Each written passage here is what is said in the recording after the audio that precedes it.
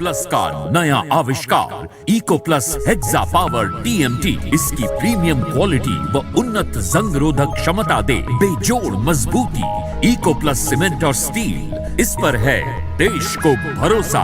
जब पशुओं को मिलेगा प्यार और मिल्को मोर पशु आहार तो दूध बहेगा, मुनाफा बढ़ेगा। मिल्को मोर पशु आहार।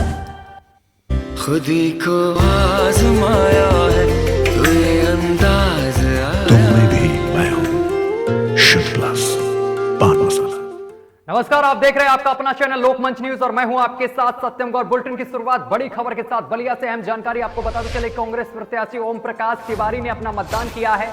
अपने परिवार के साथ वो मतदान करने पहुंचे हैं। बड़ी खबर आपको बता रहे हैं, कांग्रेस प्रत्याशी ओम प्रकाश तिवारी ने परिवार के साथ मतदान किया है। ओम प्रकाश तिवारी ने मतदान स्थल पर जाकर अपना मतदान किया है। बड़ी जानकारी आप तक पहुंचा रहे हैं। छठवें चरण का मतदान चल रहा है। छठवें चरण में 10 जिले हैं और 10 जिले के 57 विधानसभा सीटों पर मतदान चल रहा है। और इसी बीच बलिया से जो प्रत्याशी हैं कांग्रेस के, बलिया नगर से कांग्रेस प्रत्याशी ओम प्रकाश तिवारी ने अपना मतदान किया है। कांग्रेस प्रत्याशी ओम प्रकाश तिवारी अपने परिवार के साथ मतदान स्थल पर पहुंचे और उन्होंने अपने मत का प्रयोग किया है।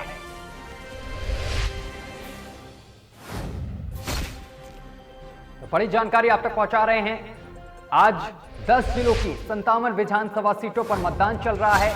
कड़ी सुरक्षा के बीच मतदान कराया जा रहा है और इसी बीच कांग्रेस प्रत्याशी ओम प्रकाश तिवारी ने अपना मतदान किया है। तस्वीरें हम आपको दिखा रहे हैं मतदान स्थल की, किस तरीके से इस बार महिलाएं भी इसमें बढ़ चढ़कर हिस्सा ले रही हैं। महिलाओं की कतारें भी देखने को मिल रही है। देखिए किस तरीके से महिलाएं भी कतारों में खड़ी हैं और अपने मत का प्रयोग कर रही हैं।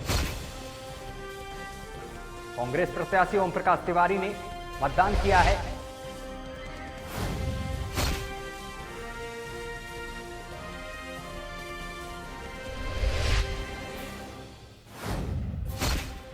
ओम प्रकाश तिवारी ने अपने परिवार के साथ मतदान किया है। बड़ी खबर आपको हम बता रहे हैं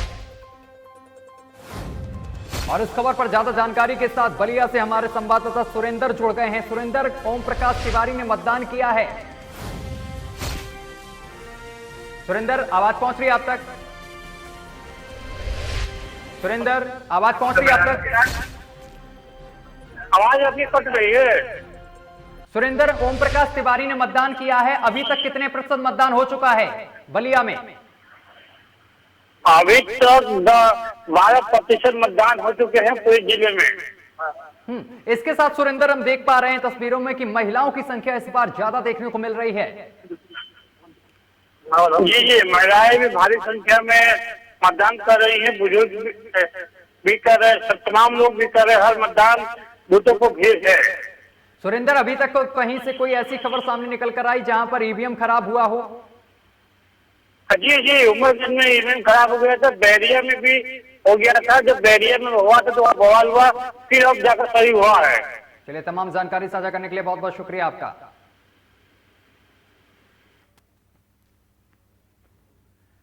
और बलरामपुर के उतरौला विधानसभा के बैरिया सुरजनपुर में ईवीएम मशीन खराब हुई है। बड़ी जानकारी आप तक पहुंचा रहे हैं बलरामपुर से आपको बताते चले कि उतरौला विधानसभा के बैरिया सुरजनपुर में ईवीएम मशीन खराब हो गई है। मतदान 1 घंटे से यहां पर मतदाता परेशान नजर आ रहे हैं। बड़ी जानकारी आप तक पहुंचा रहे हैं। पोलिंग बूथ पर मतदाताओं की लंबी कतारें लगी हैं। बड़ी जानकारी आप तक पहुंचा रहे हैं। अधिकारियों को इस बारे में सूचना दे दी गई है, लेकिन अभी तक ईवीएम नहीं सुधर पाया है। बलरामपुर से बड़ी खबर हम आप तक पहुंचा रहे हैं। बलरामपुर के उतरौला विधानसभा के बैरिया सुरजनपुर में ईवीएम मशीन खराब हो गई है। करीब पिछले 1 घंटे से लोग परेशान हैं, लंबी कतारें लगी हुई हैं। तो बड़ी जानकारी आप तक पहुंचा रहे हैं। छठवें चरण का मतदान सुबह 7 बजे से जारी है और छठवें चरण में 10 जिले हैं और 10 जिले की 57 विधानसभा सीटों पर मतदान चल रहा है। और इसी बीच बलरामपुर के उतरौला विधानसभा से बड़ी खबर हम आपको बता रहे हैं। उतरौला विधानसभा के बैरिया सुरजनपुर में ईवीएम मशीन खराब हो गई है। पिछले 1 घंटे से मतदान बाधित है, जिससे कि मतदाताओं को भारी दिक्कतों का सामना करना पड़ रहा है।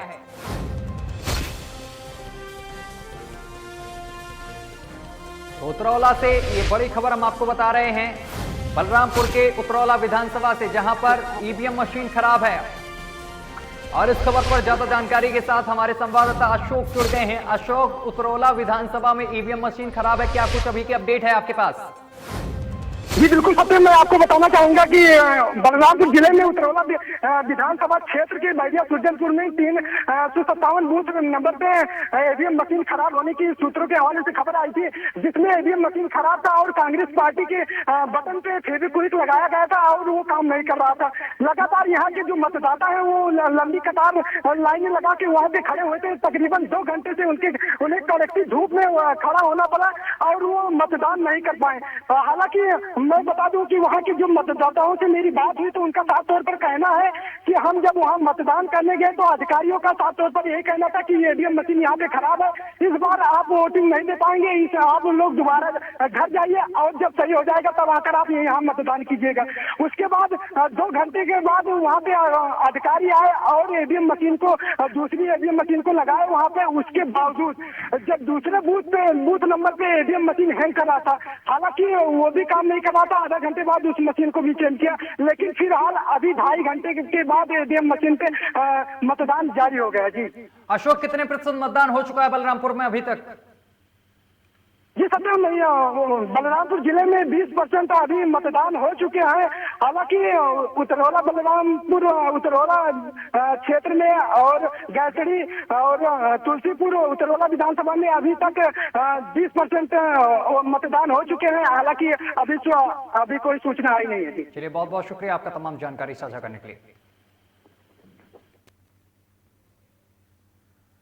और बलरामपुर के चारों विधानसभा सीटों पर सुबह 7 बजे से मतदान शुरू हो चुका है। 6वें चरण का मतदान जिले के चारों विधानसभा सीटों पर मतदान हो रहा है। आपको बताते चले कि मतदान के लिए जिले में कुल 1887 बूथ बनाए गए हैं, माफ करिएगा 57 बूथ बनाए गए हैं और लाइनों में लगे मतदाता अपने मताधिकार का प्रयोग कर रहे हैं। आपको बताते चले कि जिले के 4 विधानसभा सीटों पर 49 प्रत्याशियों के भाग्य का फैसला आज जिले की जनता करेगी।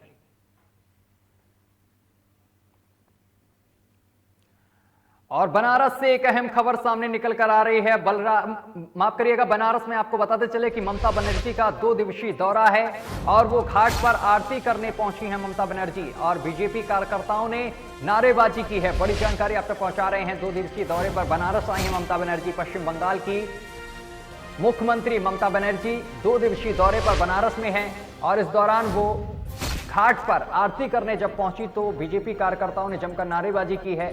नारेबाजी के बीच सीढ़ियों पर बैठी रही हैं ममता बनर्जी। ये तस्वीरें भी हम आपको दिखा रहे हैं किस तरीके से पश्चिम बंगाल की मुख्यमंत्री ममता बनर्जी सीढ़ियों पर बैठी हुई दिखाई दे रही हैं।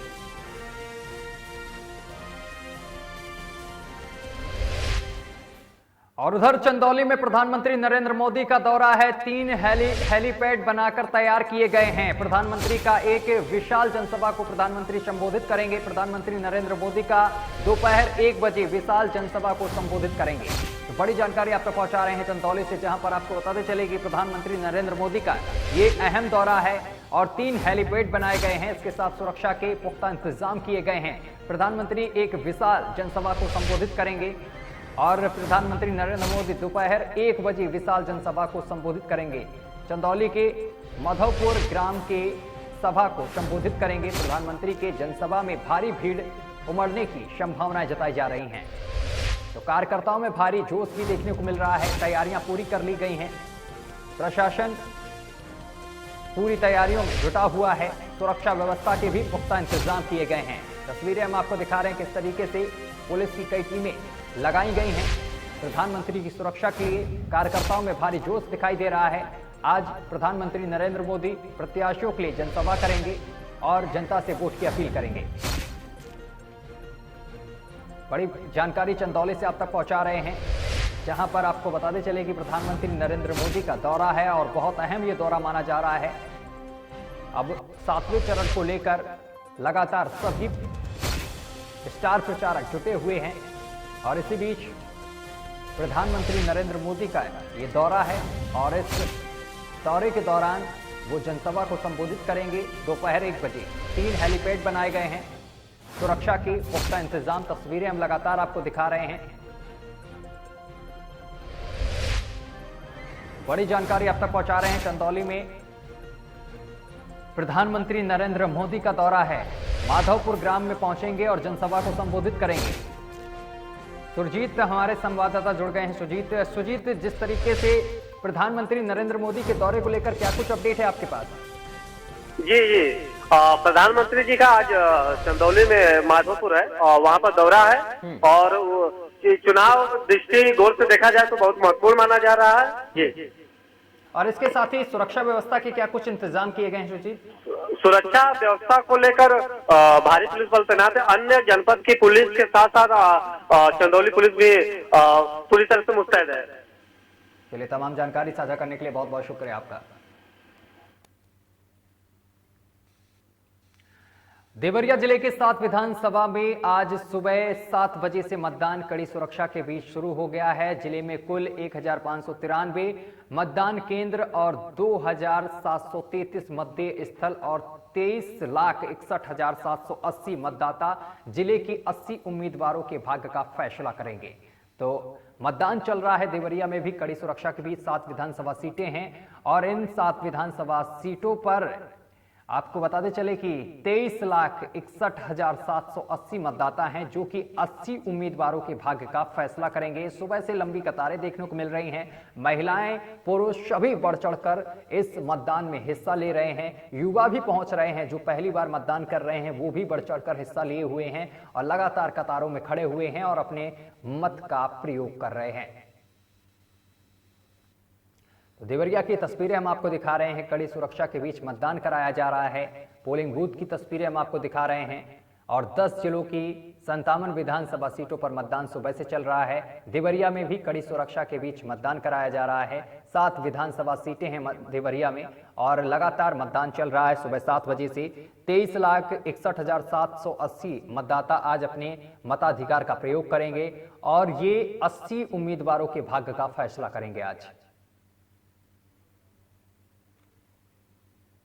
तो बड़ी जानकारी आप तक पहुंचा रहे हैं। क्षेत्र में कड़ी सुरक्षा के बीच मतदान कराया जा रहा है और इस खबर पर ज्यादा जानकारी के साथ अभिषेक हमारे संवाददाता जुड़ गए हैं। अभिषेक, 7 विधानसभा सीटों पर सुबह 7 बजे से मतदान चल रहा है, क्या कुछ अपडेट है आपके पास?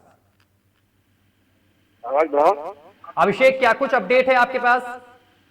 जी, आपको बता दें कि देवरिया जिले में आज 7 बजे सुबह मतदान कड़ी सुरक्षा के बीच शुरू हो गया और जगह जगह मतदाता अपने मताधिकार का प्रयोग करने के लिए हर मतदेय स्थल पर पहुंच गए थे और इस समय भी लगातार कतारबद्ध होकर लोग वोटिंग के लिए खड़े हैं, अपने मत का प्रयोग कर रहे हैं। अगर बात करें देवरिया जिले की तो देवरिया जिले में कुल 7 विधानसभा क्षेत्र हैं जहाँ पे लगभग 23,60,000 मतदाता अपने मताधिकार का प्रयोग करेंगे। 80 उम्मीदवार चुनाव मैदान में हैं और कड़ी सुरक्षा के बीच इस समय मतदान हो रहा है।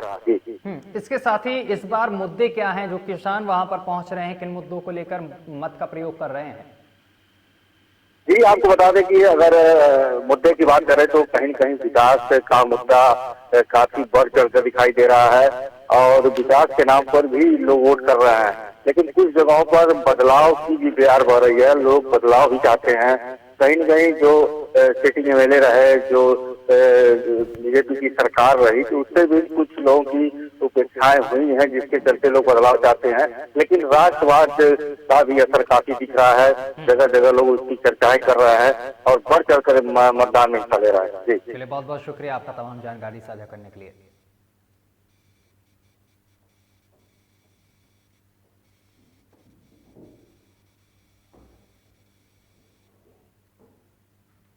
और बुलेटिन में इसी के साथ अभी के लिए बस इतना ही। देश दुनिया की तमाम खबरें देखने के लिए देखते रहिए लोकमंच न्यूज।